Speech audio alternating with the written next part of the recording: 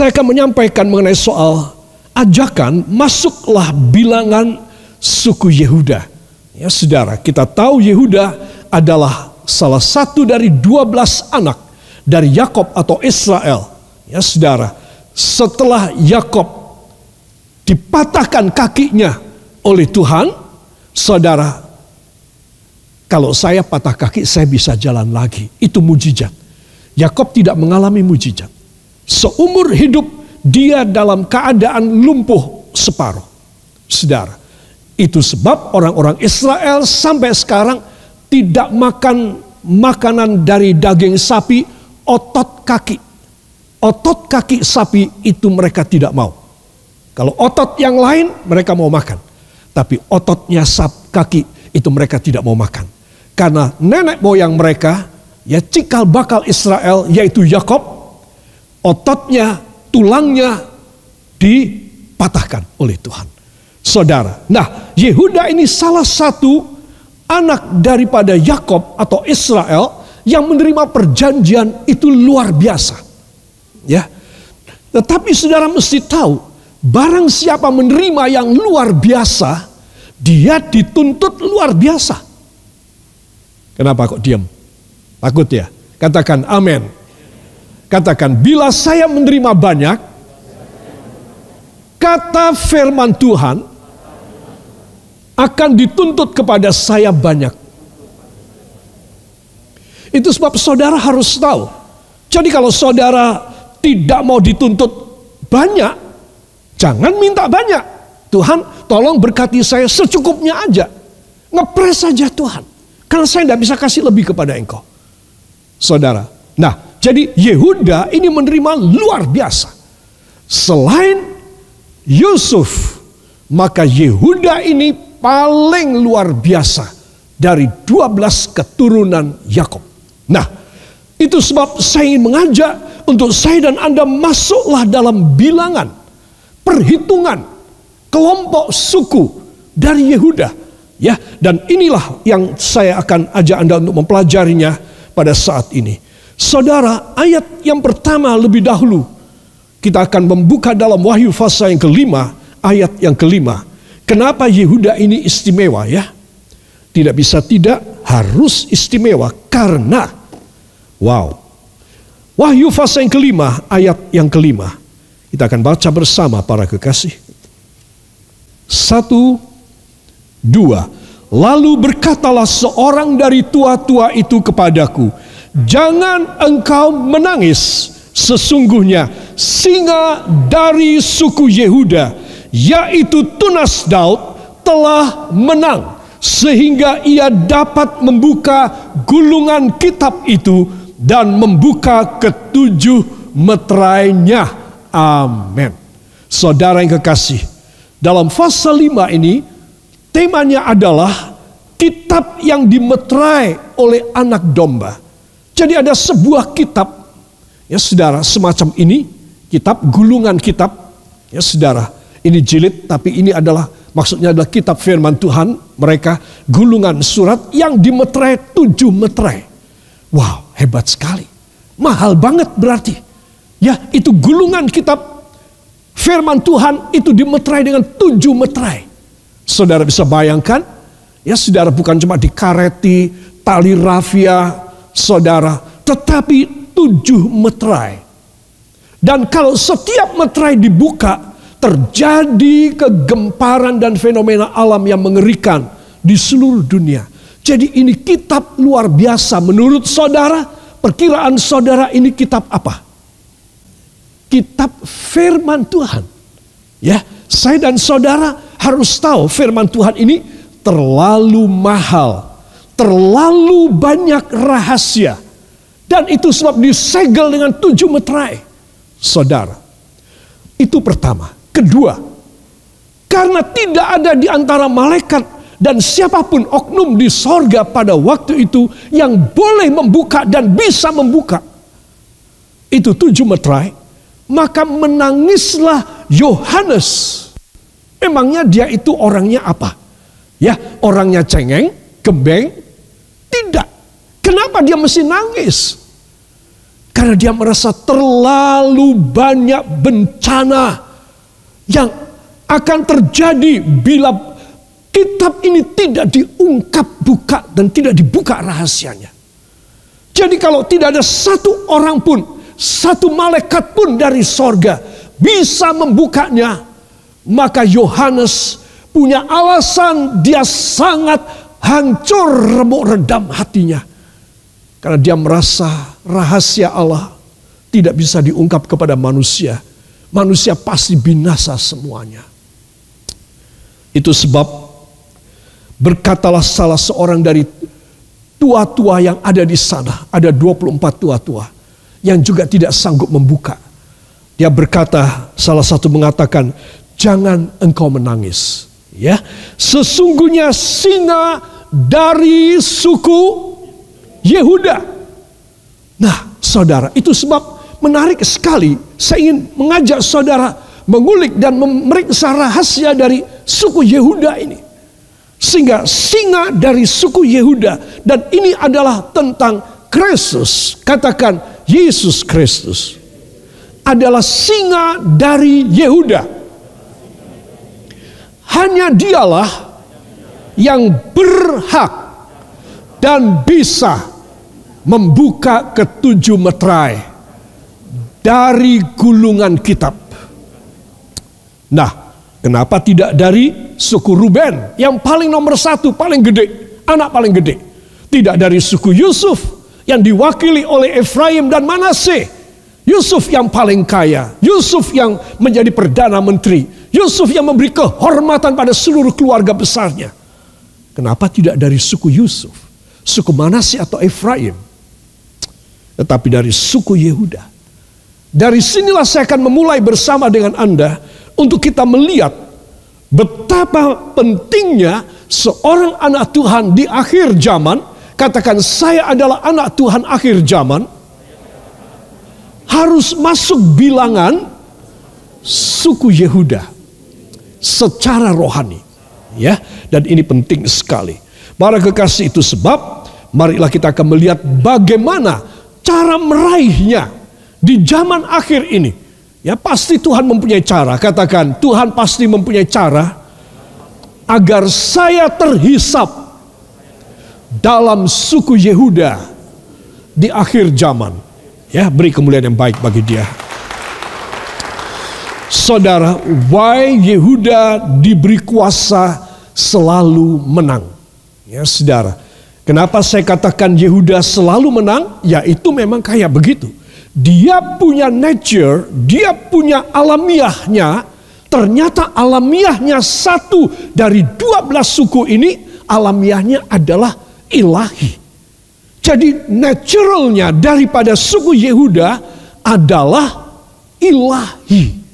Sehingga apapun yang ada, hebat, perkasa, dan pemenang-pemenang di dunia, gak bisa ngalahin Yehuda. Karena dia punya DNA, dia punya cikal bakal, dia punya aliran darah dan daging itu Allah. Ya, siapa yang bisa melawan? Karena Yehuda itulah dia. Ya, itu sebab para kekasih, itu dia sebabnya dia selalu menang. Nah, saya mengambil kata selalu menang, saudara, karena itu Alkitabiah, ya saudara, supaya hidup kita yang tersisa, katakan, supaya sisa hidup saya selalu berkemenangan dalam nama Yesus. Walau apapun yang negatif, yang mustahil dalam hidup saya harus selalu berkemenangan. Mulai dari pelajaran ini, dalam nama Yesus. Amin. Kita memulai dari awal-awalnya kitab Keluaran, ya, untuk Yehuda ini. Saudara, apa kiprahnya?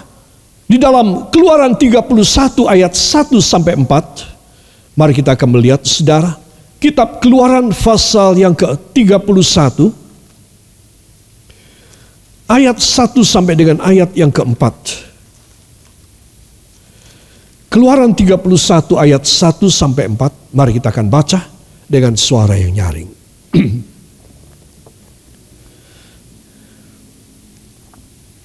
Kita mulai dari judulnya. 1, 2. Besaliel dan Aholiab ditunjuk. Berfirmanlah Tuhan kepada Musa, lihat, telah kutunjuk Besaliel bin Uri bin Hur dari suku Yehuda, dan telah kupenuhi dia dengan roh Allah, dengan keahlian dan pengertian dan pengetahuan dalam segala macam pekerjaan, untuk membuat berbagai rancangan supaya dikerjakan dari emas, perak, dan tembaga. Amin. Jadi siapa yang disebutkan di sini? Besaliel, kepala dari teknisi. Saya tidak berani mengatakan dia tukang, ya. Dia tingkatannya di atas kepala tukang, karena roh Allah diberikan. Dan Besaliel ini dari suku Yehuda, dibantu oleh Aholiab dari suku Dan. Ya, suku apa? Dan. Besaliel suku Yehuda. Saudara, dari awal pembangunan rumah Allah, Tuhan harus memilih orang Yehuda. Ya saudara, itu sebab Besaliel dialah yang menjadi kepala teknisi dari semua pekerjaan emas, perak, tembaga. Semua pekerjaan yang halus, yang tidak ada blueprint dan gambar sketsanya tidak. Sekalipun sketsa tidak ada. Tetapi itu gambaran dalam 3 dimensi diberikan oleh Roh Kudus di dalam otak pikiran daripada Besaliel. Sehingga saudara, Besaliel ini tanpa gambar, dia bisa membuat segala macam perkakas di dalam rumah Allah. Dibantu oleh Aholiab dari suku Dan. Tidak pernah ada gambarnya. Musa hanya percaya pada perintah Tuhan bahwa Besaliel dikasih hikmat. Tuhan pasti memberi semua dimensi dan semua gambar proyeksinya dari 3 dimensi kepada Besaliel. Musa percaya. Jadi Musa tidak menengok pekerjaannya. Besaliel, kamu kurang begini. Enggak. Karena apa yang dikerjakan oleh tangan orang Yehuda ini, Besaliel ini, selalu korek dan perfect. Itu sebab kalau seorang anak Tuhan, dia dipenuhi oleh Roh Kudus, dia bisa melakukan pekerjaan yang indah untuk rumah Tuhan. Bukan sebaliknya untuk merusak dan mengganggu rumah Tuhan, tetapi untuk mengerjakan segala yang indah, yang berharga, supaya, katakan supaya, Allah bertakhta di dalam rumah Tuhan ini. Lihat ya, itu ada sayap kerubion yang melengkung dan ujungnya saling berantukan. Siapa yang bikin? Orang Yehuda. Siapa namanya? Besaliel. Saudara, tanpa blueprint, Roh Kudus memberi pada dia. Jadi dia itu mengerjakan, itu dipimpin oleh Roh Kudus. Jadi saya dan saudara di akhir zaman, bila kita ingin berkemenangan seperti suku Yehuda, maka hal pertama yang kita bisa lakukan buat Tuhan adalah membuat indah rumah Tuhan dan menurunkan hadirat Allah di dalam rumah Tuhan. Ini dia. Jadi kalau saudara tidak mengerjakan tersebut, engkau tidak mempunyai entry level, step 1, untuk engkau bisa hidup berkemenangan.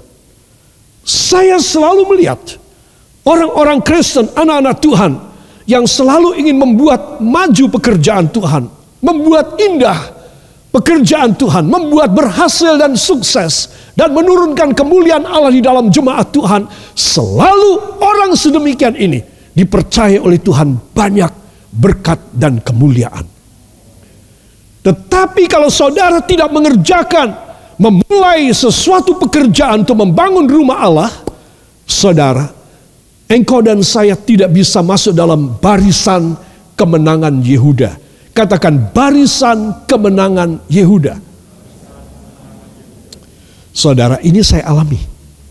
Ya, ketika saya masih kuliah di Surabaya, teknik sipil, saudara, maka saya pulang dari kuliah kira-kira itu jam 2, jam 3, kadang-kadang setengah 4. Saya makan dan kemudian jangan lupa dari rumah saya tinggal dengan nenek saya, dengan oma saya dan om saya. Dan itu saya naik sepeda ontel, yaitu kira-kira 4 kilo. Dari rumah saya bisa hampir 5 kilo untuk menuju ke kampus. Ya, pulang makan, saya ganti pakaian kerja, dan saya berangkat ke proyek pembangunan gereja saya. Kecil. Lebih kecil dari KP. Separuhnya, kira-kira separuhnya KP. Saudara. Dan saya membantu karena sebentar jam setengah 4 ini tukang-tukang pasti sudah pulang semua. Ya, jam 3 mereka sudah mandi-mandi, sudah setengah 4 mereka sudah cakep dan cantik dan mereka sudah pulang. Nah, mereka pulang, saya datang. Saya mengerjakan semua pekerjaan yang bisa saya kerjakan, ya, baik menyusun batu bata dan kemudian melapisinya dengan semen, atau saya menggali, saya mengikat tiang-tiang besi beton dengan bendrat. Pokoknya semua yang tinggal oleh mereka. Jadi kalau besok pagi mereka masuk, mereka pada keheranan. Ini mesti sinyo ini yang kerja. Ya, saya yang kerja sendirian. Pendeta saya seringkali tidak tahu. Sudah. Tapi saya mengerjakan. Saya ingin membangun rumah Tuhan karena saya tidak punya uang untuk memberi korban pada pembangunan gereja saya. Saudara. Dan dari sana, ini pengalaman saya ini baru muncul aja dari pikiran saya. Tidak ada dalam persiapan saya. Oh ya, benar ya. Aku mengalami kemuliaan Tuhan. Karena aku berjuang seperti Bezalel yang kecil. Saudara, kalau saudara tidak ada perjuangan membangun rumah Allah, saudara, engkau tidak punya alasan untuk menerima kemuliaan dan kejayaan Yehuda dalam hidupmu. Itu sebab apa saja yang saudara kerjakan di dalam jemaat di mana saudara beribadah, harus engkau perjuangkan. Jangan bikin kacau kau, tapi kau harus membangun rumah Allah. Jangan bikin pendetamu kepikiran karena ulahmu, tapi harus bikin pendetamu dan gembalamu mempunyai kesenangan, terangkat karena engkau. Maka engkau menjadi Bezalel, engkau menjadi orang Yehuda. Dan jangan lupa, anak keturunanmu akan mewarisi kemuliaan dari Tuhan. Jadi inilah cikal bakal, ya, entry level daripada Yehuda untuk kemudian dipercayai oleh Tuhan lebih banyak lagi, ya. Jadi semua harus membantu pekerjaan Tuhan. Kita sekarang di dalam Gereja Kristus Penebus, kita tidak membangun sebuah bangunan pun, ya saudara. Saya rasa ini sudah cukup sampai ada perintah yang lain dari Tuhan. Katakan, sampai ada perintah yang lain. Ya, saya rasa ini harus dipenuhi lebih dahulu, saudara. Itu sebab Anda dan saya harus tahu, seseorang yang tidak membangun rumah Allah, saudara, maka dia tidak mempunyai langkah belajar untuk bisa menjadi seorang pemenang. Dan saya yakinkan Anda, dan saya memberikan kesaksian yang lain lagi ketika kita membangun, baik KP kita membangun gedung kita yang pertama di bawah, kapasitas 250 orang, maupun kita membangun GP ini kapasitas 2.000 orang, tetapi saya memakai untuk spasi, untuk podium ini terlalu besar, sehingga hanya kira-kira tinggal 1.700 atau 1.650 orang. Saya beritahu kepada saudara, mereka yang membantu saya di dalam pembangunan ini, pada waktu ini selesai, mereka pun diberkati. Bisa membeli rumah, bisa membangun rumah, beli mobil, meninggalkan becaknya, mempunyai mobil. Saudara, banyak hal yang ajaib terjadi. Anak-anak mereka yang putus sekolah, tiba-tiba diangkat oleh Tuhan dalam kemuliaan, menjadi pedagang-pedagang bisnis yang luar biasa. Kenapa? Orang tuanya membangun rumah Tuhan. Saudara, jadi kalau saudara mempunyai gereja sedang membangun, ini kesempatanmu untuk menorehkan tanda jasa di hadapan Tuhan. engkau harus total. Ya uangmu, ya tenagamu, ya pikiranmu harus dipersembahkan kepada Tuhan. Apa sebab? Sebab ini adalah entry level. Ini adalah tahap awal mula-mula. Kayak anak baru belajar jalan. Ya, saudara, kalau ini tidak saudara kerjakan, maka doa-doamu tergendala, doa-doamu terhambat. Dan engkau mungkin menjadi orang Kristen, menang kalah, kalah menang, menang kalah, tekek. Saudara, itu sebab Anda dan saya harus tahu, bila ada kesempatan Anda berbuat sesuatu untuk rumah Tuhan, engkau harus kerjakan. Katakan amin. Karena saya ingin terhisap dalam suku Yehuda.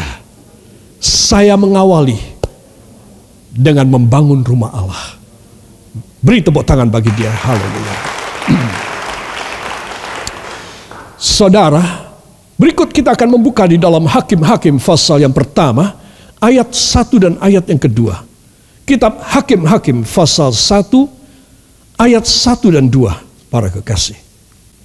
Kita akan baca bersama. Ayat 1 dan ayat yang kedua. 1, 2. Sesudah Yosua mati, orang Israel bertanya kepada Tuhan, siapakah daripada kami yang harus lebih dahulu maju menghadapi orang Kanaan untuk berperang melawan mereka?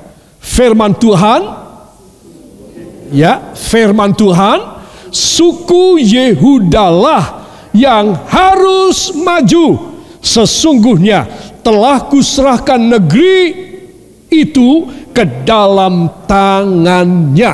Amin. Suku apa saudara? Yehuda. Ya saudara, inilah yang menjadi keistimewaan suku Yehuda. Saya menuliskan suku Yehuda adalah forraders dalam bahasa Belanda, pembuka jalan untuk kemenangan.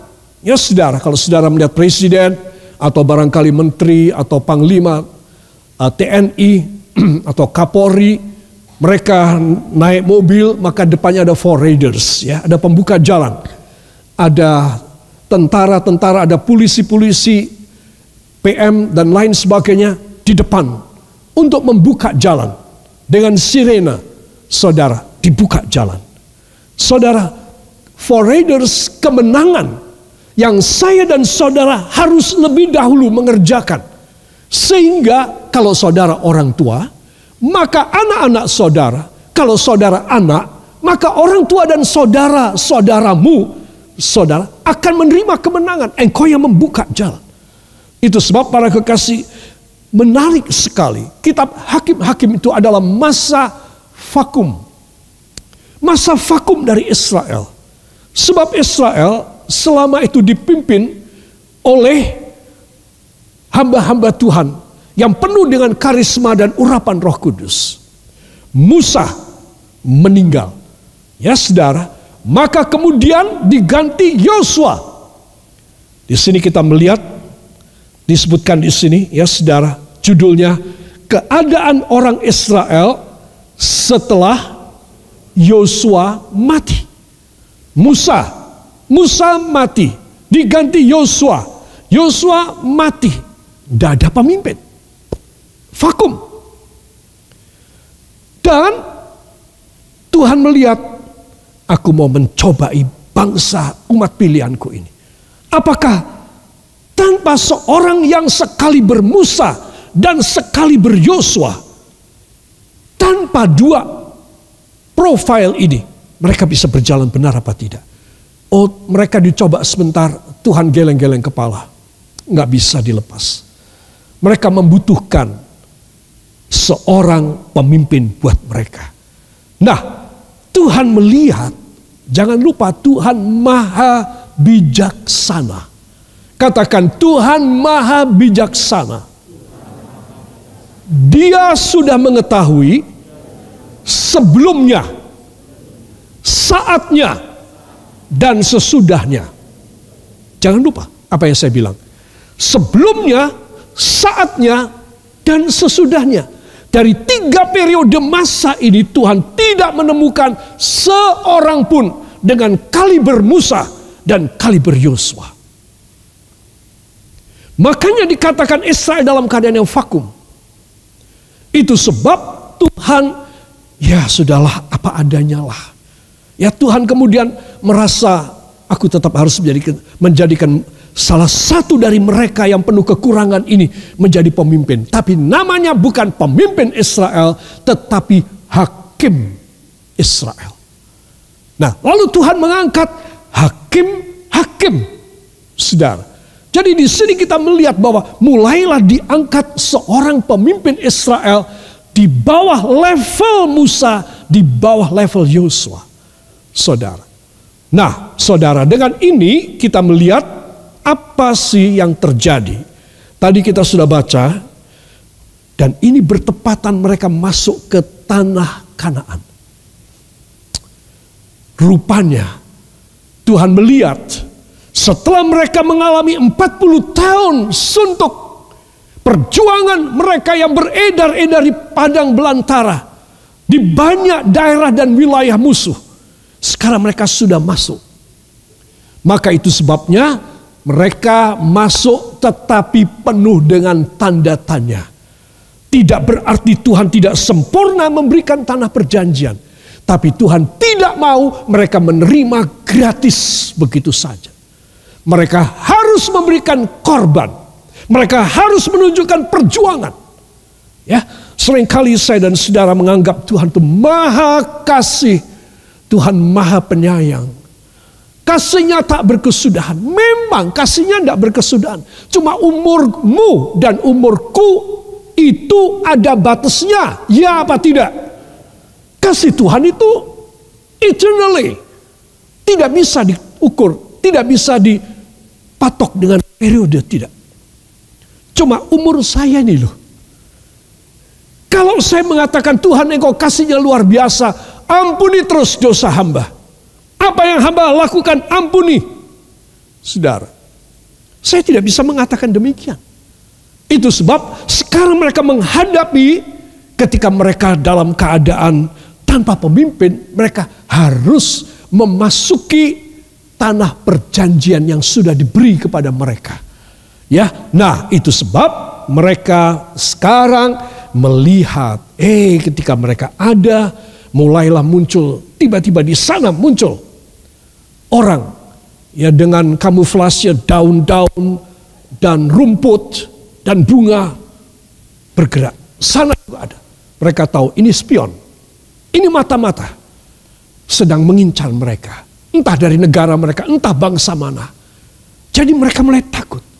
Kita dikasih perjanjian, tapi kita masih harus berjuang kayak apa ini? Sekali lagi saya beritahu, Tuhan tidak mau memberi saudara dan saya sesuatu yang besar tanpa perjuangan. Para kekasih, marilah saudara, saya ingin supaya saudara itu meninggalkan semua keadaan yang sekarang ini. Aduh Pak Gembala, boro-boro begitu terlalu tinggi deh khotbahnya. Saya ini asal bisa menutup 1 bulan, 31 hari cukup. Saya sudah matur nuwun banget sama Tuhan. Tidak. Engkau punya permintaan terlalu sepele. Tuhan ingin supaya engkau mempunyai sesuatu anugerah jasmani, keuangan, anugerah rohani, kuasa menghadapi kehidupan yang sulit. Dan engkau harus hidup berkelimpahan.